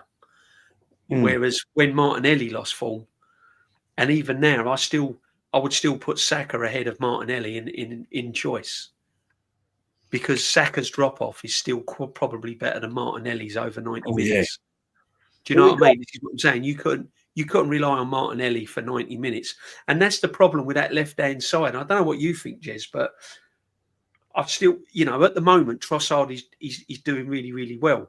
But it's a ticking time bomb for me, that left-hand side. What we really need is a consistent player on that left-hand side, an effective player, game in, game out. You know, they are to find though, aren't they? You think about it. You know, Doku's had a very good season for Man City, but he doesn't score enough goals. But you always know that when he gets the ball, Haaland knows that he can make the run because 9 out of 10 can attack the space. He can attack the spaces that Doku takes into. And I think the thing with the Martinelli, where Saka doesn't have a problem, when Martinelli has a problem, is that whether Arsenal fans like it or not, whether, you know, like me, they call Trossard a dibbly-dobbly, or whether they say Martinelli's just Martin, you know, other adjectives, the fact is there's not much between them. There's no way that you could say one deserves to play over the other. They both give us something. They both give us something different. And people talking about when Martinelli scored a goal, when Martinelli, I think he scored in Europe. I think he had a good game in Europe. He scored in Europe, and everyone said, Martinelli's got to start against Crystal Palace, so he scored in Europe. But people forgot 3 days before at Craven Cottage, Trossard got the winner. And he did all right. So it's like a lot of people look at Martinelli and say, he's going to get back to his best. But Trossard, they're both what I consider to be good players, but they're not elite. And if Arsenal want to sort of dominate like a Man City, we need elite on the left-hand side. Yeah. No, 100%. Which I mean, look at Max Dowman the other night against Brighton. I mean, he's just incredible. Do you know what I mean? So I was going to say though, I mean, we've got him sitting in the wings. Oh, I mean, he came on. I mean, he went round. When he got that ball back off that Brighton player. Right, he just went around 3 players like they weren't there. So he is definitely. But the point I was going to say on this, DJ, do you reckon Dowman could be a good contender out on that left flank? Oh yeah, definitely. No, definitely. I think that left flank is wide open. Whoever's got as Kenny would say, whoever puts their nuts on the table can make it their own. Because that's one position in this Arsenal team that is going spare. So, it's like going for promotion in a job and there's about 3 or 4 candidates. On that left-hand side, you've got Dowman that can make an impact. Trossard and Martinelli are already there. Madueke can come in and switch to the left. He could make it his own. So it's up for grabs, and I don't see why Dowman can't. People keep saying, "Oh, he's only 15. He's only 15." Well, if he's 15 and we get 3-4 years out of him at that level, I don't care what he looks like at 22, 23. Sorry, if he wins us trophies. Are you saying that? You just said the point about if we could get 3 or 4 years of him at that level. Are you saying that before it gets coached out of him? Well, this is it, Kenny, isn't it? Will it get? That's the thing. It will get coached out of him. You basically said before a coach gets hold of him and says, "I need you there, this, there, and that," and I want end product, because that's what they did to Joey Cole, didn't they? Yeah, they did exactly the same. He killed him. Look at Kobe Mainoo when he first came to the side. No one knew. Everyone thought, right, what a player! He's playing with a lot of football in abandon. Yeah. He looks brilliant. All of a sudden, Amorim's got hold of him, and we're all now saying he's slow. Kenny, you made a good point there, because I was trying to compare the last player I saw that's similar to Dowman when he burst onto the scene, and that was Joey Cole, because he was magnificent, and he reminds me a lot of Max. He reminds me a lot of Max Dowman, and you're right, it got coached out of him. So, yeah, I mean that's always a problem. But with a manager that plays similar football at that time to us. Yeah, they just had Ian Roberts slapping him in and fucking Drogba.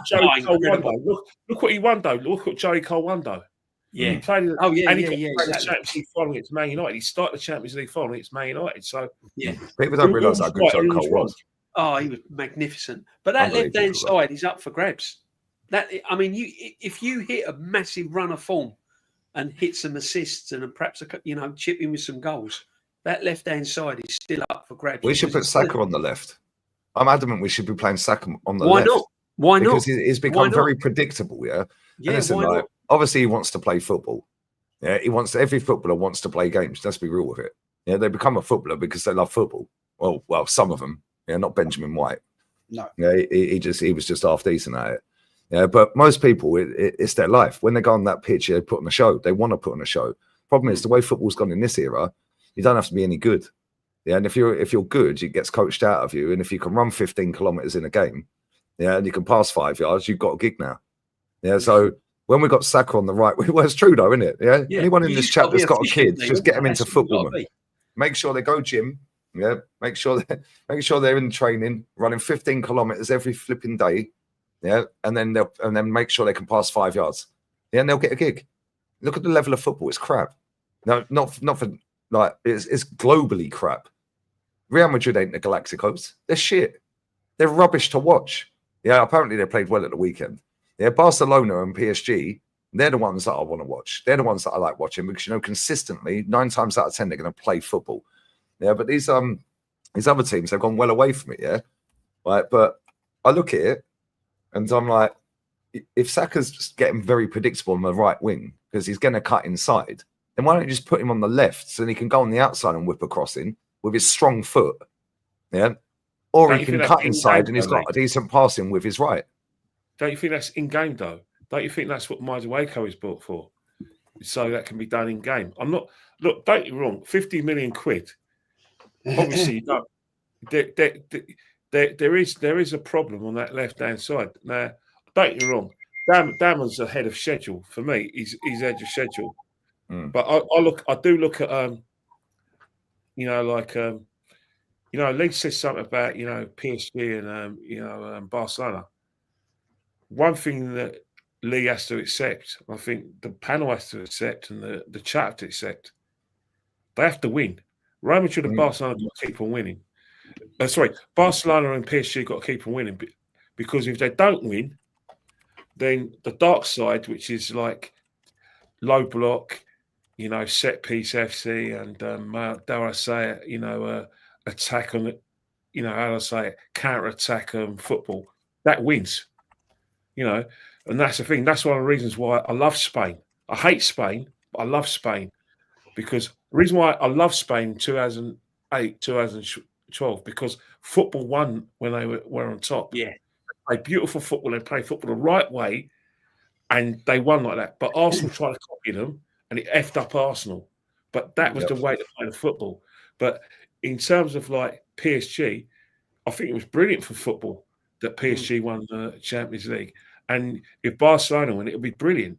It'll hurt me as an Arsenal fan, but if you want football played like that, with that panache, it has to be winning football. And then the rest of the world will look at this and think, right, for God's sake, we don't have to play like Pep. We don't have to rely on set pieces. We don't have to be counter-attack. The statisticians with all their nonsense, they come up, the new fans with their transition, low block, or Dean Saunders, mate. Shake me hand, mate. what he said on TalkSport, that was class, wasn't it? He goes, why are they trying to sound intelligent with an iPad or a laptop? But Dean Saunders, he's like a descendant of Eamon Dunphy. Eamon Dunphy says a lot about these statisticians. We do podcasts with them as well. They worm their way in. Yeah. Yeah. Yeah, they do. Don't watch XG. I see a clip of Alan Shearer doing the rounds today, and he was talking about XG on Match of the Day. Oh, can you imagine if Bobby Robson, RIP to him, was sitting there telling Alan Shearer, well, you were expected to score there, mate. Yeah, expected goal. Mate, I expect to have a shit at 5 p.m. like I do every day. If I don't have one that's 10 past 5, I ain't going to shit myself, am I? Yeah, his producers are told to talk about that now, because at the Match of the Day, they're trying to get a young crowd. I just wish people in the mainstream would just think, stop trying to attract young people. Young people, right, have got a lot of things in their mind. They've got a short attention span. They're trying to get, a girlfriend. Some of them don't manage it. They're trying to act cool in front of their mates. They ain't got time to, watch, a full hour of Match of the Day or an hour 20 minutes. They just want to see the goals and be done with it. So trying to attract these young people by getting you, stop it. They're not interested. How about looking after the audience that we have, that your staple diet, who are loyal to Match of the Day and loyal to all these other programs, and who knows? Why do you think all these programs, these celebrities are doing their podcasts? Why do you think they're getting loads of views? You know why they're getting loads of views? Because they're being themselves. Because the core audience, which are people our age, will watch it. Yeah. They're not trying to get people to watch them. Right. Facts. They're not wasting their time. The channels that are trying to get young people to watch them are the ones that fail. Kenny, did you see the other day your sister had old Simeo and that bloody idiot Canton on her show the other day? No, I didn't, but I heard they were on it, yeah. But that's the thing. I think they are the modern version. But at the end of the day, my advice to both of them would just say, look, we would like to watch you as well. Don't just produce content for, the GI nonsense or the probability mathematical Pythagoras theorem no. It's not must sit there with their flipping compasses out, their pie charts, their spreadsheets and calculators on Match Day. But they need to realise, I would like to watch football as well. I like to watch podcasts. I like to watch Match of the Day. I've got. But then what their issue will be, what they'll say though, Kenny, is this something for everyone? You don't have to watch Match of the Day. Yeah, but the thing is, because you've grown up watching Match of the Day since whenever it first started, that's your Saturday night. You'll put Match of the Day on. Yeah, you want to see the other guys because you never had access. You never had access to watching English football back then. Yeah, but can you imagine me going to Paul my age with this grey beard and all that? I want to watch football, innit? Can you imagine when Alan Shearer was playing, sitting in the dressing room at half time and going, Alan, your XG is, we've just done this and your XG is way. Can you imagine what Alan Shearer would have said in the dressing room? He would have headbutted him. What the F you on about? He'd have had him up against the wall. Hey, can you imagine the only XG he knew was hitting back of the net. That's it. Other than that, George Graham. Can you ever George Graham talking about transitions? Yeah, and what you need to do is you need to stay in your block and in your zone. Yeah. They'll be like, what the fuck are you talking about? Tony Adams be like, I'm drunk anyway. I ain't got a clue what you're talking about. Parking the bus. I've been in the zone all my life. And Merson smashed off his nut. I as a kite. He'd be like, I ain't got a clue what's going on here, Gaffer. I mean, this is what I'm trying to say. This is like the modern day football now, because the bottom line is they can bring in all this XG and all of this and all of that. The fundamental rules hasn't changed. You put the ball in that net and score, and you keep it out of that net. And if you do that, you win the game. The throw-ins are still the same. Both feet behind the line. By the way, Jez, I told you the other day, didn't I, mate, when we was on the old school show, right? How many foul throws did you see just the weekend? I called it out on watch-alongs this weekend. You know these long throw-ins now? Don't look at the ball going over the head. Don't look at the player throwing the ball and how far he can throw it. Look at their feet. And both feet are over the line. Every single long throw-in is a foul throw, and VAR hasn't picked up on it because they're scoring from these long throws and they're foul throws. Because in the rules of the game, both feet have got to be behind the line. Facts. Chat, how many times do I sit on the other channel, And then it's not just in England. When I'm doing these other watch-alongs to Spain and that, Spanish league, how many times do I say, well, that's a foul throw? You know when they've got the ball, but it's like they just go like this. But worse than that, Lee, that's a foul throw. They're launching the ball into the box, which is causing a goal. Right? Or a corner, which causes a goal. It's gone over the head and it's all legal. That's fine. But if you look at their feet, they're on the pitch. They're not behind the line, which is technically a foul throw. It is. You have a look at Calafiori you have a look at Calafiori, right? And he does a throw in. You have a look at his feet. 9 out of 10 times they're not behind the line. Nope. Yeah, it's mad. Let me grab these super chats real quick, because Danny, you're a madman, brother. Let me grab this as well. Big up to the American football fanatics. 16 months, bruv. The Ox is at training today. What's going on? Well, Oxlade-Chamberlain was training at Arsenal. Was at training with Arsenal. Why?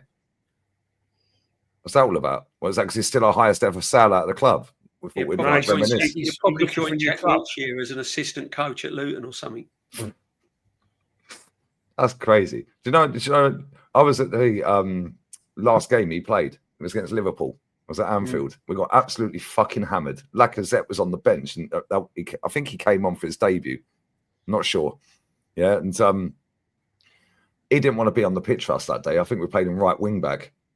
Yeah, and he was absolutely awful. And about 3-4 days later, he signed for Liverpool. Why did Wenger play him in that game?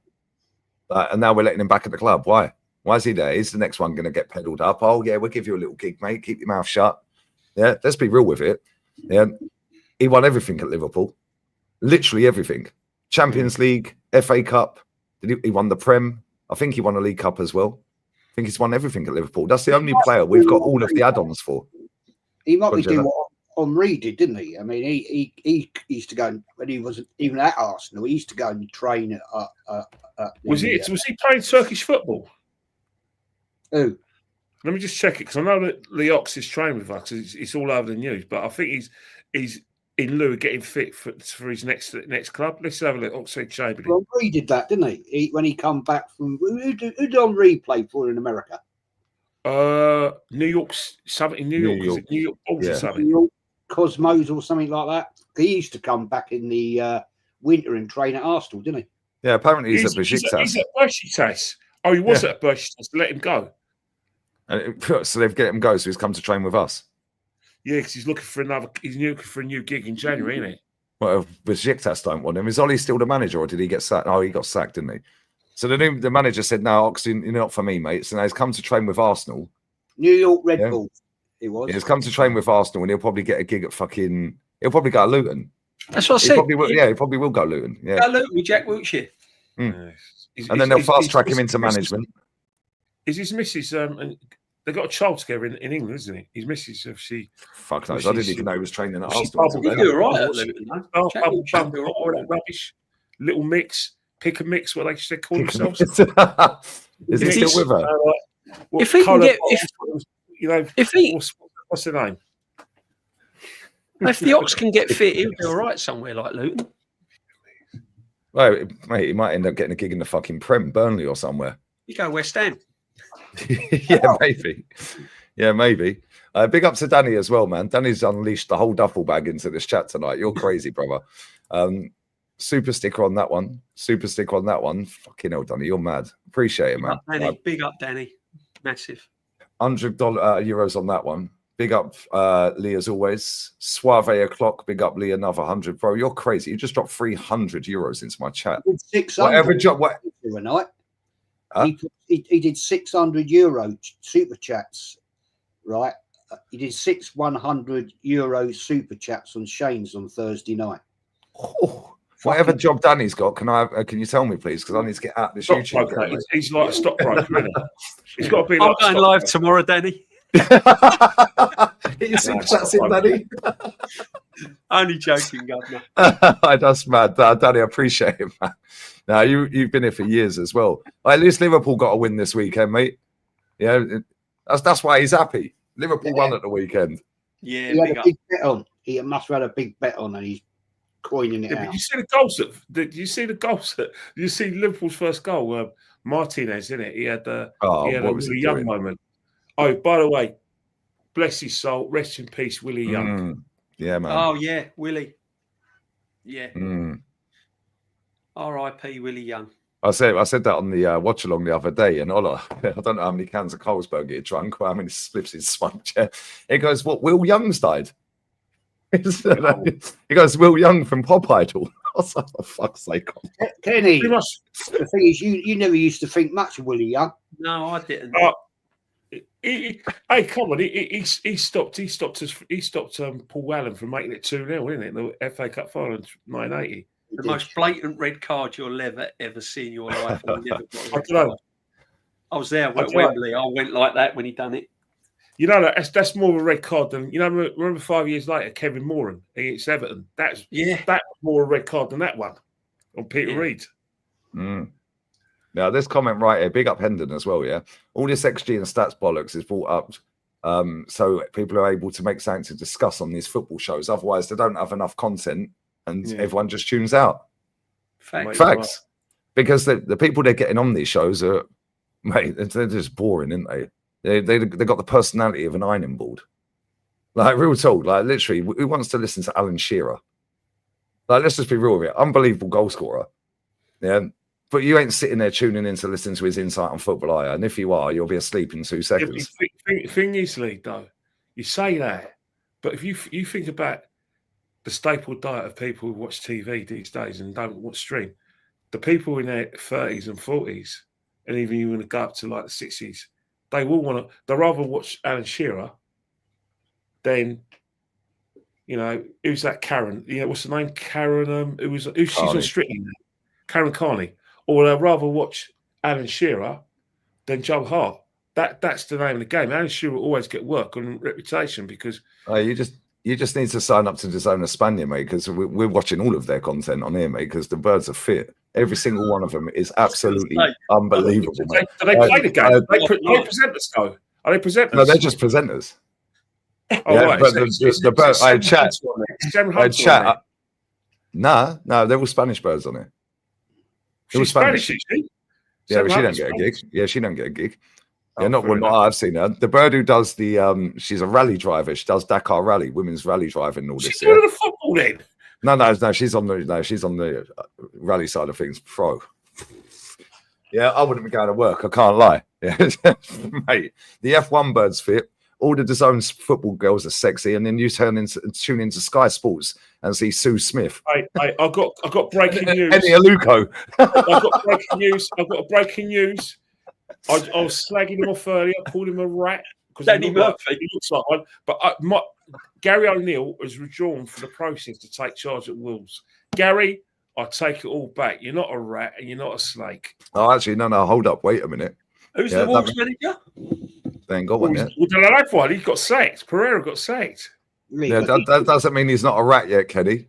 Yeah, because let's be real, there's other jobs that are going to be available soon. Yeah. He's just waiting. Yeah, the Southampton manager got sacked the other day. After 13 games. Why didn't they trust the process? Matt Letizia has thrown his hat in now. He said, like, I'll help out if they need me.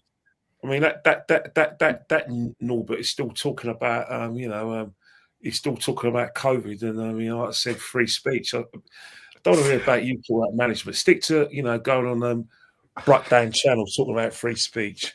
Hey, Matt Letizia, you're more than welcome on my channel, mate. I love him. I fucking love him. So do I, mate. He says everything I say. Kenny's had enough. That free kick where he flicks it up and hits it on the volley. Oh, mate, that was a joke. That guy is an unbelievable footballer, man. Yeah, and do you know what? Yeah, he's another one. He never, when people talk about, oh, yeah, these players, oh, yeah, they're the best in the Premier. Nobody ever mentions him. Yeah, when they're saying starting 11s, oh, that's got to be a goal. Oh, Oviedo should have scored. Yeah, but I think with Latiz, he stayed at Southampton. And, he, from my point of view, don't get me wrong, he excited me. He played really great football. But I'm not too funny, right? I always look at players and I say big fish in small ponds. He had the opportunity to, when Gaz was, like going for his problems, he was in the next cabinet rank and he didn't take that opportunity. He stayed at Southampton. So Did for we me, go through at one point, Kenny? He actually turned down Tottenham. Tottenham came in for him. Chelsea. Then I thought didn't we come in for him at one point? Well, not if George Graham was manager. I don't think we did we? No, he said on a podcast before that he turned down Tottenham and Chelsea. Yeah, because he felt he owed it to Southampton to stay at that club because they gave him a career. What a player he was. He was unreal, man. Fucking mate. They don't make many like that anymore, do they? Let's be real. No place. But and he kept Southampton up on his own, literally every season. Do you remember when he flicked it over? Was it Bruce and Palestone? He flicked the ball over and then flicked it and fucking slapped it, mate. What the? Yeah, I think it was Bruce went flying that way, and then he flicks over Pasta. Yeah, just slapped it top bins. I was like, "You're taking a nick." Newcastle. I mean, you thought Newcastle in '93, where he scored two of the greatest goals I've seen. And basically, he was just walking on the pitch. He wasn't even running. The way it was just two goals. I thought, yeah, something else, and then. There was one game, last kick of the game against Aston Villa, a free kick, and my cousin, as soon as the goal went in, my cousin went, "I told you, he's a genius." Yeah, but you think my cousin, I don't know. You shouldn't really take his football opinion too seriously because he's a Spurs fan. Yeah, that's a problem. Listen, we are going to wrap this up. Sunderland are playing Everton, currently 0-0, 4 minutes in. Oviedo are playing Osasuna. They should be 1-0 up, 3 minutes in. Mad save from the keeper. He put his nuts on the table on that one, Kenny, because it slapped him straight in him. Yeah, he's done a Peter Schmeichel. He needs to wear a box, isn't it? Like the cricketers. Yeah, that's exactly what he needs. He'd come out like a Peter Schmeichel one. The geezer levered it, mate. That must have hurt. I can't lie. This game is end-to-end, by the way, this Oviedo game. So if the Southampton... It's the Southern Everton game. Yeah, apparently... Before you wrap this up, mate, I can't understand this comment here. I don't want to talk about players from the past beyond 10 years. Why? Don't you want to learn? Maybe it upsets him. No, maybe it upsets him because the football's shit in this era. Maybe that's what it is. Perhaps, to be honest, it's a audience, isn't it? Yeah, if you call yourself Big Chief, you are. I'll say it respectfully. You are YouTube's sort of staple audience. You know, the fact that you're calling yourself. He's going for everyone today, man. Literally, Big Chief. Maybe he meant it in a way as it upsets him. You know, watching this era, and we're talking about proper players. Maybe we need more context, Big Chief. Oh, I know. He probably means that it reminds him of the good up when he used to. Yeah, perhaps. That's what I'm saying. Yeah, because you can't get that back, and he's a bit upset by it. I understand. Yeah. When you watch these players now, let's be real. Most of them are absolutely dog shit compared to what we've watched in our lives. You think about it, right? I just want. Oh my fucking days! How have they missed that? They're That's what I'm athletes, saying. though, aren't they? Hey, you know who's up front for Oviedo, didn't you? Who? Yeah, Solomon Rondon. Bloody hell. Yeah, he's just missed an absolute sitter. He's just missed an absolute sitter.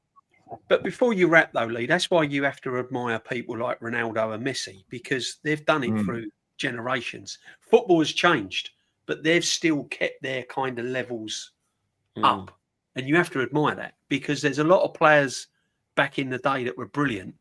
Because football's changed that much, they may not have, but they probably still will be. But would they be as effective? Ronaldo got a 950 it gets coached out of them, doesn't it? Yeah. It'd be coached out of Henry. Henry wouldn't be able to do what he does, what he used to do in this day and age. It'd be coached out of him. It's micromanaged, isn't it? Football nowadays, it's all. Yeah, but too many managers losing their jobs, aren't they? You do that. No, it's true. It's true. It'd be nice in the chat to Big Chief either as well, yeah, because we don't actually know what he meant. Yeah, exactly. Yeah, so might- let's be nice. I was only getting a Mickey. Big Chief, I'm sorry, I started all that. Anyway, today. Yeah, Kenny woke up today and said, "I'm not having it. Any bullshit today. I'm killing it off straight away." No, I think what it is that I think one of the big pet hates is that there has to. I've always said it before, and the reason why I love coming on this show, and it's always a priority for me to come on the show and work with you guys as well, is because without you guys, where do I fit in? What's there for me? You know, YouTube is you a don't very think young. you can get on the overlap, Kenny? Don't think you can get on there, mate? I don't know. I look like the old geezer that used to see in the nightclubs and thinking, bloody hell, man. Kenny, we'll have a word with Deluded. Perhaps you can get on Talk Sport. Yeah. No thanks, mate. No thanks, mate. Get a bacon sandwich and a cup of tea. Do you know what I mean? I might have to spend time with Shaban. I might have to spend time with Shaban Ahern. I don't want to do that. Jamie O'Hara. Perhaps you can sit in the middle of. Perhaps you and Mika Richards can sit next to each other and they'll have to turn the lights up. Where are we going to fit it? No, really. I'll tell you one thing. You know, watching Shaban Ahern, her show with Alan Brazil and Ali McCoy. Isn't it like seeing that at Rapsy Nesbitt? Oh, 100%. Kenny, my dad said the exact same thing fucking when he was here in September. He goes, it's like watching a fucking Rabsy Nesbitt fucking show. And he used to force me to watch that, but that program was funny. I can't lie. That was class, mate. Rabsy Nesbitt was bloody class. Yeah, it was. Mary Doll. that I called her a lady. Was on that deluded Gooner the other day, or Gunner, or whatever he is. Was that Jess? Jess. Yeah. She's still about. Where's she gone? He was asking her stuff, right? And she didn't, not just about Arsenal, but general football. And she did not have a fucking clue. Yeah. I thought, you're embarrassing yourself, love. Oh, no. Give it up, will you? That's where we're at, unfortunately. Jez, this is where we're at. Anyone can put a phone camera on. She kind of disappeared off the face of the earth. Because I've heard about her for time. I think she still goes. I think she still goes live. I've never really sat, watched, and listened to her. Again, YouTube's not doing their promotions properly, are they? Good. You ain't missing nothing. No, you're not. Yeah. So that stupid little fucking dog. Like it. Kenny, we'll try and get you on Talk Sport, mate. Don't worry. All right, we're joking, mate. We'll get you on there, mate. I want to go Talk Sport, mate. I don't want to do any of the mainstream, mate. As far as I'm concerned, I'm better than that. And that's for the overlap. Good luck to people going overlap. Mate. I have to admit, I like the overlap to a certain extent, but I tend to watch. I don't watch that overlap. I'll tell you why I don't watch it. Can't be doing with Neville and Carragher, honestly. No, yeah. See, when that overlap when they have the fans in there, yeah. I don't watch that. Don't think I've watched that. No, don't. You're wasting your time. No. Yeah? Can't. They do a quiz, yeah. The Everton fan, Baz, I think his name is, yeah, won the quiz. So they ask you 14 questions about your club. Right? So 1 week it's the Everton fans' turn, the next week's United fans. Someone at the end of the season, they've totally all up. Right, whoever's won, and got the most. They gave him a signed Everton shirt, but it was Carragher signing the Everton shirt. Right. Oh God. Either way, Either way, yeah, this geezer was like, oh, I don't know half of these. I was 2. That was the Arsenal rep. Yeah, didn't know the 6 shirt sponsors that we've had. Yeah, Jez, you see that clip? Yeah, but he's the one with loads of followers, and he's the one that gets all the gigs. All right. Guess who won over the course of the season? Baz, the oldest guy on the show, who got he's a football man, right? And he's a born and bred Liverpool. Yeah, supports Everton. Yeah, proper. Right, and when he sat there, and they were Liverpool fan goes in there. He's a scouser as well. Yep, and when they were asking this Baz guy the questions, yeah, one of the one question that he didn't get right, it was 3 answers. There was 3 players that have played for Everton and Real Madrid. He got 2 out of the 3. Thomas Gravison, Royston Drenthe. And who was the other one? It was the other one. Can't remember who the other one was. Yeah, but anyway, so he got 2 out of the 3. He got 13 questions right, and that one he got wrong because he didn't answer all 3. Yeah, but he got 2 out of the 3. Oh, it's James Rodriguez. Yes, James Rodriguez. Yeah, he didn't get Royston Drenthe, I don't think. Yeah, but either way, yeah, he only got 1, and that was 3 answers to 1 question. Yeah, so it fucked him. Otherwise, he would have got 14 out of 14. Yeah, nobody else on there gets anywhere near. And when I've seen it a few times, yeah, and it's just like it's just a jolly up for a bunch of fucking idiots. Yeah, so he's proper. Yeah, he knows his club inside out. Yeah, they have got agents. Why do you need an agent to be a football fan? I ain't got an agent.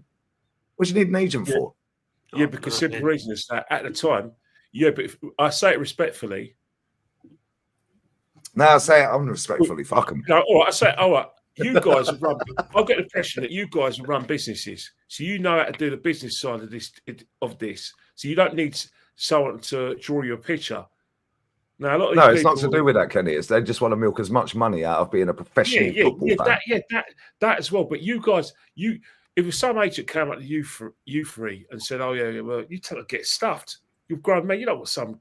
But a lot of these guys who come into the stratosphere, who come into the mainstream, they need agents. They believe all the crap they were told. Remember that?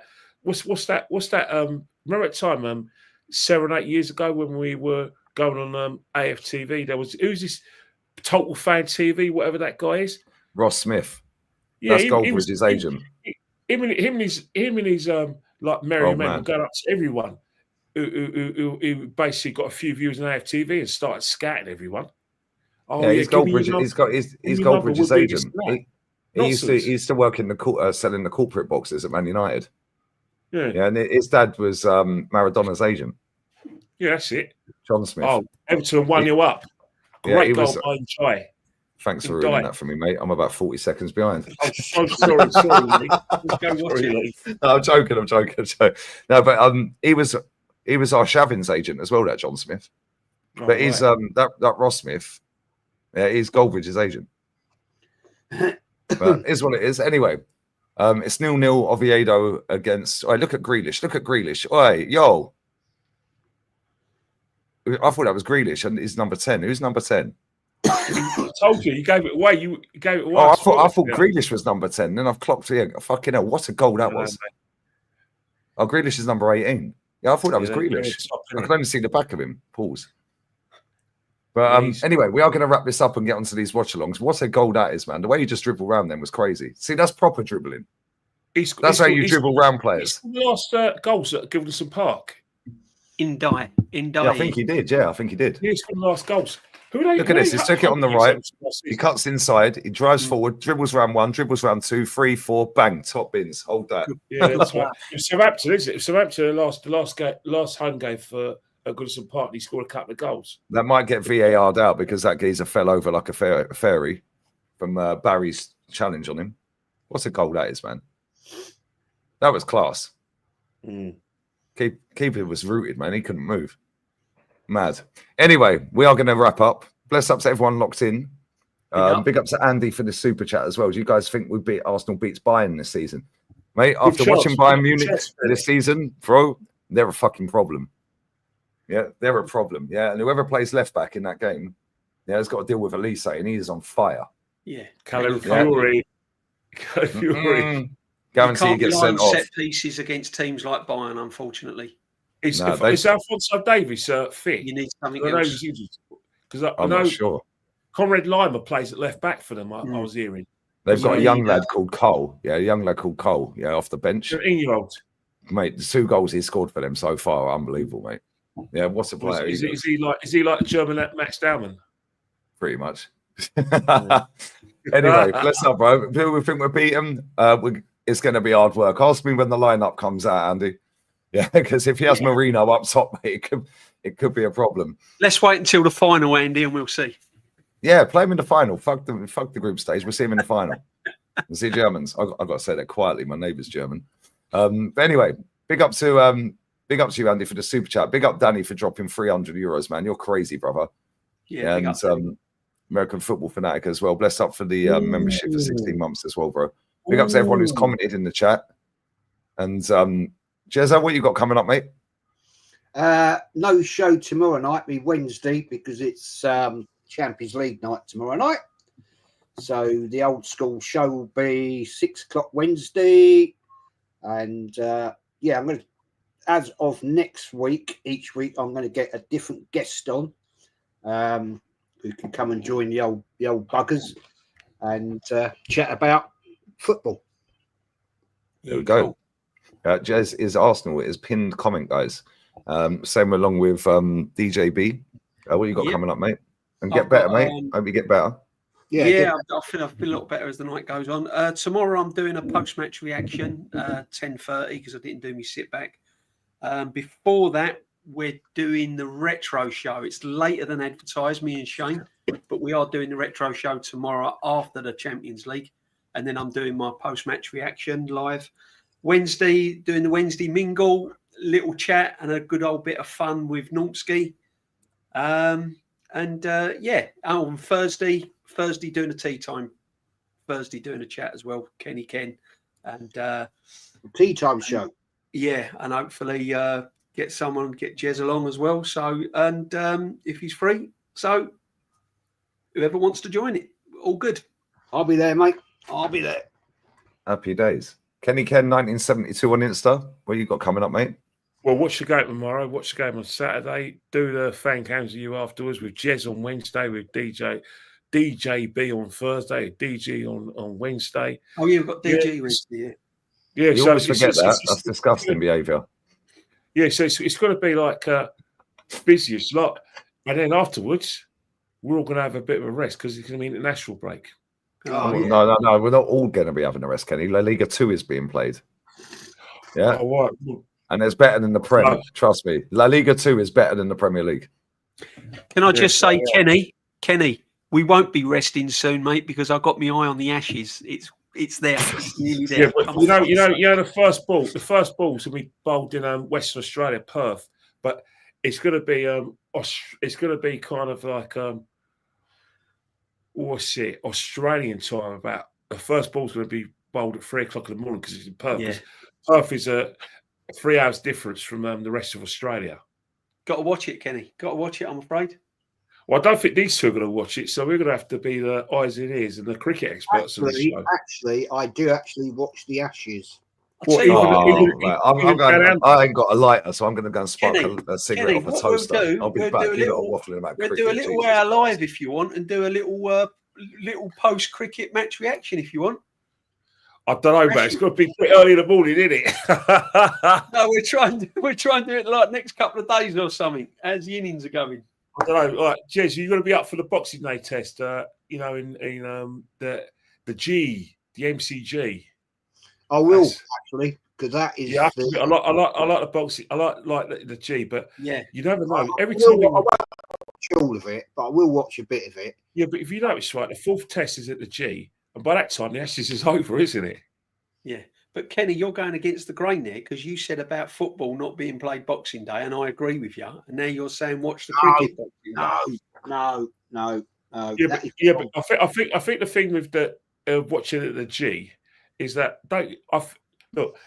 Basically, we all know why there's no football on Boxing Day. It's because of the TV deal, isn't it? They got to play on a Saturday and a Sunday, and they're only allowed to have one game on a Friday. But they have the best interests at heart for you, all fans around the world. They've got the best interests at heart, guys. Sorry, Lee, I've held you up, mate. Talking about cricket, let's get this boy on the watch-alongs. Come on. Boxing Day football, when you used to go to the games, was the best day of the year. Apart from Kenny's That's when everyone lived Kenny's local, fuming. though, Kenny's Jess, isn't it? fuming. Everyone lived local, though. I found it annoying, Jez, to be honest. You had to. Oh, Jeds, I'm with you, mate. I'm with these two, mate. Come on. I Yeah, still but love it's it. changed, though. It's changed, guys, in terms of like, you know, Trains you were never running. Freaking, it was a nuisance. There was always accidents on the roads. Oh, it was a You'd pain. get out, no, you'd get out the house, right, and you'd have hangover from Christmas Day, and then you go. First thing you do, go to the gate, get to the pub, have a couple of pints, get over your hangover. I used to. Oh, Jack just hit the post. I used to have to put my cold mash. I used to have to put my mash, cold meats, and pickles online, and I couldn't. Or bubble and squeak, mate. Lovely. Used to love it's it. changed. I ain't though. had that. It's I ain't had changed, that though. for years, Jez. Can't find Yeah, anywhere but out here that does bubble and squeak on a breakfast out here. Yeah, Oh, but you know what? Lee, Yeah, but you come know on. what it is though, right? Is that most fans in the sort of like 80s, 70s, 80s lived local to their clubs, and trains were running on Christmas Day, Boxing Day. But now a lot of the fans who go watch Arsenal play don't live locally. I You know agree what I with mean? you. I do agree with you. Yeah, Jez could just walk out of his front door. He was straight there. Well, that's the same. But I'm okay. I'm laughing. You're around the corner, so you could even walk it if you wanted to. Love it. How many times? Actually, it's a bit of a trek, to be fair. We always used to have. bus. We always had the North London derby at Christmas. Yeah, Great day out. Great day out. Home. yeah. It was someone like Fulham, wasn't it, or Palace, or something like that, wasn't it? Chelsea. It was always You remember London they derbies, isn't had it? a game the next day. Like you had the game on the 26th, and then on the 27th, you had a game the next day. Yeah, if Boxing Day fell on the Friday, you had the game the next day as well. Yeah. Yeah, because I remember one time we played. I always refer to this. 26th of December 1983, we beat Spurs 4-2. 11:30 kickoff at White Hart Lane, and the next day at Highbury, 3:00 kickoff, we played Birmingham City. Yeah. On the 27th, drew 1-1. Didn't worry about fixture pile up then, did we? No. They've been peddling that one in press conferences for the last 3 weeks. Footballers. Yeah, they've been peddling that bullshit. Oh, the fixture pile up, Mikel. Oh, yeah, well, it's the schedule. The schedule's been the same for years, mate, if you're in Europe. Yeah. 3 days. What's he talking League about? Cup, Why are they asking these If you questions? want to be a successful club, you've got to put up with the fixtures, unfortunately. Imagine these footballers playing every day or every 2 days. You've got big squads. That's why you've got big squads, so you can rotate it. Right, by the way, this Sunderland Everton game here is actually half decent. Yeah, both teams are having a go. Let's have a walk with it. Yeah, Jack just hit the post a minute ago. Yeah, this Oviedo game's pretty decent as well.